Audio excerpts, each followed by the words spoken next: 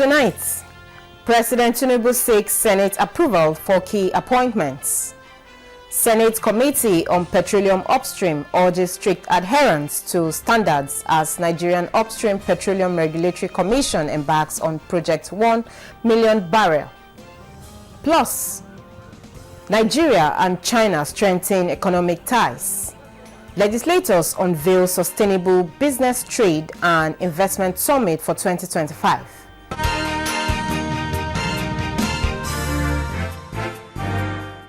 Good evening and welcome to Parliamentary News. I am Ene Ojonugba. President Tinubu has communicated with the Senate seeking confirmation of appointees for the Nigeria Correctional Service, the Central Bank of Nigeria, and the Independent National Electoral Commission. National Assembly correspondent Lami Ali has the details. Correspondences from Mr. President. In the letters read by the President of the Senate, Godswill Akpabio, President Tinubu requests the Senate, in line with constitutional provisions, to confirm Nwakuche Sylvester Ndidi as the Comptroller General of the Nigeria Correctional Service, Professor Melvin Ayogu as board member of the Central Bank of Nigeria, and 4 resident electoral commissioners for the Independent National Electoral Commission, INEC. Senate has, in the meantime, reminded the Commission to conduct election to fill the 2 vacant seats of Anambra South and Edo Central senatorial districts in the Red Chamber, previously occupied by the late Senator Ifeanyi Ubah and the current governor of Edo State, Senator Monday Okpebholo. Those 2 seats are hereby declared vacant, and we urge INEC to immediately conduct, in line with the Constitution, elections to fill those 2 vacancies. Senate has also asked INEC to comply with the Supreme Court ruling of 19th November 2019 and restore Anocha North 2-state constituency in Delta State. The delay in implementing the Supreme Court judgment undermines the rule of law, disenfranchising the people of the affected towns, and also denying them proper representation in Delta State House of Assembly. The abolition or suspension of certain state constituencies across the country has actually deprived the people of proper representation. Bill to establish Federal University of Agriculture, Darazo in Bauchi State, has passed second reading. Agricultural education, knowledge, skills and extension services. This initiative will accelerate agricultural growth rate, enhance farmers' income, and generate employment in the sector. Agriculture accounts for 70% of our employment and 40% of our GDP. So such an important sector, we cannot afford to relegate it to the background. The Red Chamber has also passed the bill to establish Federal University Okigwe in Imo State. From the National Assembly, Lami Ali, NTA News. In another development, the Senate wants Nigerian Upstream Petroleum Regulatory Commission to adhere strictly to standard as it embarks on Project 1 million barrel. This was during an oversight visit to the ongoing office construction of the headquarters of the Commission by the Senate Committee on Upstream in Abuja. As a committee, we have to ensure that standards are kept. This is a regulatory body. For you to operate effectively and efficiently, we must ensure that the standards are kept. And we also have to look at your books and look at all the things you're doing. We appreciate. And we also appreciate that, yes, the project 1 million barrel must be achieved. If there's anything that the Commission has done within the last 3 years, so we are on our 4th anniversary, is the fact that we have been very intentional about attraction of investors' confidence. And how have we done that? Through the regulations that were made at the regulatory tool. The House of Representatives has set up an ad hoc committee to investigate the latest cases of oil and gas pipeline vandalism across Nigeria. This move aims to stop further economic losses caused by these attacks on critical national assets. National Assembly correspondent Mitari Ikpen reports. It is not the first time the House will investigate losses in the oil and gas sector. However, the latest probe into pipeline vandalism is considered crucial as the sector is the backbone of national economy. In February 2025, Shell reported an oil spill near Port Harcourt caused by an overflow during pipeline flushing operations. Recurring pipeline breaches have led to extensive environmental degradation, loss of livelihoods, and substantial national revenue losses.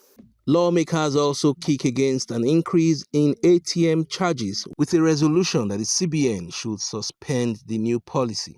Worried that the imposition of additional ATM withdrawal charges will further limit the financial inclusion of Nigerians by discouraging low-income earners from accessing bank services, thereby contradicting the CBN financial inclusion agenda. Bringing up a matter of privilege on behalf of the Ebonyi State Caucus, Representative Igariwe requested the House to withdraw an order for investigating the alleged kidnap of an Igbo youth leader by the House Committee on Public Petition. If we allow this to sit, it means the governor of Ebonyi State, my governor, will be dragged before this House. And Mr. Speaker, I'm sure that is bound to have very serious constitutional ramifications. The order to the committee should also be withdrawn. It should be rescinded. Is noted, and appropriate actions will be taken to see if there are any infractions on the motion or not. If there is, we take appropriate actions to actually rectify that. The upgrade of a health facility in Gombe State was described as a significant step towards improving healthcare delivery at the grassroots. I rise to express gratitude to the President of this country for graciously approving the conversion of a medical facility in Kumo to a status of a federal medical center, Kumo. 19 bills were introduced at Tuesday's plenary, while the House Committee on Finance also laid its report on the 4 tax reform bills for subsequent consideration by the House. From the National Assembly, Mitari Ikpen, NTA News. Nigeria has taken another bold step in strengthening its economic ties with China as legislators and stakeholders gather to unveil the Nigeria-China Sustainable Business Trade and Investment Summit. Ignatius Nkwo reports that the bilateral engagement focuses on charting a legislative course for ease of doing business in both countries in 2025. It was a defining moment for Nigeria's business climate as the House of Representatives, Nigerian and Chinese business community converged to reshape the future of economic cooperation between Nigeria and its biggest trading partner, China. The Nigeria-China Sustainable Business Trade and Investment Summit is not just another diplomatic handshake. It is a strategic roadmap towards a more business-friendly Nigeria. Our ultimate goal is to establish a feedback mechanism that informs a legislative agenda of ease of doing business. A shift from outdated trade model to forward-thinking, technology-driven business ecosystem. With trade volumes between Nigeria and China reaching over $23 billion, a call for a robust legislative framework has never been louder. So that we can make a very big family to cooperate in Nigeria to make our Nigeria better and better. Our reforms have not just focused on federal institutions, but have also extended to the states. Bureaucratic inefficiencies and trade barriers have also impeded the seamless flow of business. Mainly to reduce bottlenecks and foster industrial growth. Hence the summit. One will be scheduled by the second week of May this year in Lagos, and the second one will be by third week of third quarter in China. As the unveiling of the summit lays the groundwork for that transformation. This summit would not just be the first of its kind, but it will be continuous by the special grace of God. With 3 months into 2025, Nigeria is poised to ensure that its business environment is not only competitive, but also attractive to foreign investors, Ignatius Nkwo, NTA News. We now take a break. The news continues shortly. Please stay with us. Are you looking for a short channel to make your business, goods and services go viral? Look no further, as NTA Parliament is your short channel. Take advantage of our wider reach and advertise your products and services on NTA Parliament DSTV channel 370, GoTV channel 126, StarTimes channel 306, and Free TV channel 706. For more inquiries, contact the Marketing Department, NTA Parliament, NTA Headquarters Area 11 Garki Abuja, or call these numbers 080-383-40464 or 080-770-78055. NTA Parliament, strengthening Nigeria's democracy.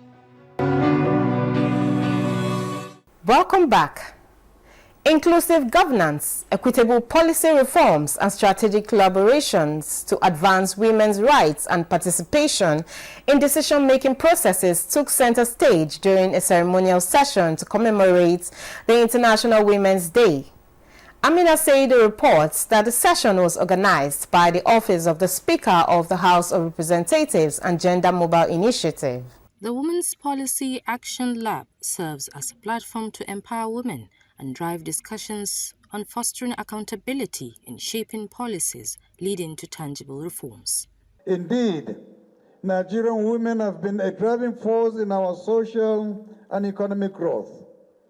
They serve as leaders in diverse industries, from agriculture and technology to healthcare and academia. Still, there remains a pressing need to address specific challenges, such as unequal access to education, financial resources, and political representation. Today is a time for reflection, action, and solidarity. It's a day to acknowledge the incredible contributions that women make to our communities, economies, and societies at large.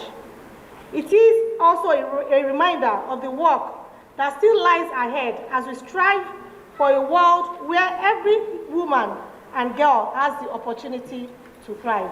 When young women engage in shaping policies that directly impact their lives, the legislative process becomes more democratic, inclusive, and truly representative.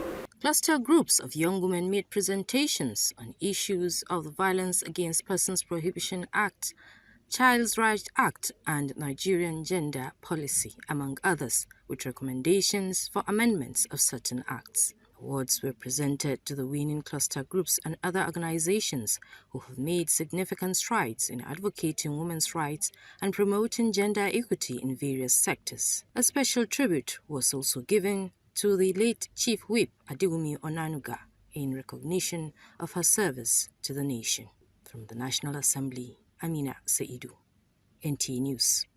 The clerk of the National Assembly, Kamoru Ogunlana, has commended the initiative by Nigeria's Social Insurance Trust Fund in providing financial assistance, restoring hope, alleviating burdens, and reaffirming solidarity with all hardworking civil servants who sustained injuries in the course of duty. This was during the presentation of 25 million naira check to a beneficiary of the scheme at the National Assembly. National Assembly correspondent Isa Mohammed has more. Managing Director of the Nigerian Social Insurance Trust Fund, Olawashun Falaye, reiterates commitment of the agency on implementing the scheme called compensation check to employees of government who suffered injuries in the course of duty to enhance performances. As an organization, we're mandated by law to provide workplace claims compensation really for any employee that is injured or has occupational disease that arises out of work-related activities. The clerk who received the check on behalf of the beneficiary says the initiative underscores the commitment of the agency in ensuring no Nigerian worker is left financially vulnerable due to workplace-related health setbacks. I implore you to please ensure that eligible beneficiaries receive their rightful entitlements without undue delay. While applauding the agency for implementing the scheme, the clerk and representatives of the two chambers assured of necessary legislative support that will strengthen the institutional capacity to deliver on its core mandate. From the National Assembly, Isa Muhammad, NTA News. Akwa Ibom State House of Assembly has called on the state government and relevant agencies to provide personal protective kits to waste management workers in the states. The call is coming on the heels of the hazardous exposure of waste management workers to harmful substances in the line of duty. Nsika Kokoro reports that this is contained in a report by Chairman House Committee on Environment, Mr. Basi Pius, who represents Okobo State constituency. Presenting the committee's report, Mr. Pius Basi, who represents Okobo State constituency, says they recommended that all health workers should be provided with free medical checks and treatment to ensure efficiency and effectiveness, noting that the present legislation on waste management should urgently be reviewed to meet the contemporary realities of modern waste system. The environmental workers, especially those involved in waste collection and disposal, are openly exposed to health hazards on account of non-usage of personal protective equipment because of their duties.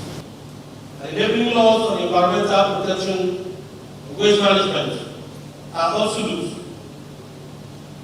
We cannot adequately protect environmental workers. The Deputy House Leader and member for Ntirubium State constituency, Otobombov, moved a motion for the House to receive the report, and it was seconded by Deputy Chief Whip and member representing Oroganam State constituency, Samson Idiong. The House later dissolved into the Committee of the Whole to consider some clauses. The Speaker of Akwa Ibom State House of Assembly, Demoton, comments. Environmental workers and personal protective equipment for them. Those in favor say aye.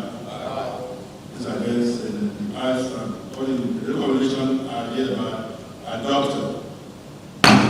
Meanwhile, member representing Ikorekpene-Oborokara State constituency, Jerry Otu, in the matter of urgent public importance, called on the state government to renovate Akwa Ibom Fire Service headquarters and provide basic working tools for the staff.